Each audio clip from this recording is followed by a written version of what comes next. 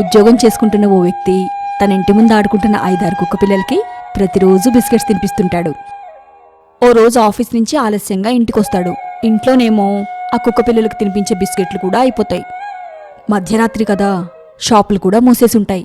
ఇంకేం చేయలేక వెళ్ళి పడుకుంటాడు. బయట పాపం కుక్క పిల్లలు ఆకలితో ఉన్నాయనే ఆలోచనతో ఎంతసేపటికి నిద్రే పట్టదు. ఏం చేయాలో తోచక లేచి వెళ్ళి ఇల్లంతా వెతికితే బాదం పప్పు జీడిపప్పుతో చేసిన 3 బిస్కెట్లు చేతికందుతాయి.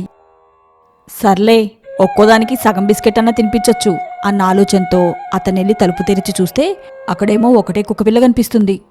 మిగతా కుక్కపిల్లలు ఎదురుచూసి విసుగు చెందెళ్ళిపోయాయి. కాబట్టి సగం బిస్కెట్ మాత్రమే తినాల్సిన కుక్కపిల్లకి ఖరీదైన 3 బిస్కెట్స్తో కడుపు నింపుకునే భాగ్యం కలిగింది.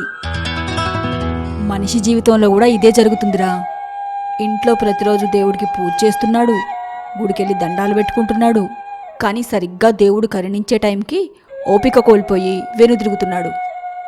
కొంచెం ఓర్పు, కొంచెం సహనంతో ఉంటే తన భాగ్యంలో కూడా విలువ కట్టలేని ప్రసాదం ఉండొచ్చనే విషయాన్ని గ్రహించలేకపోతున్నాడ్రా.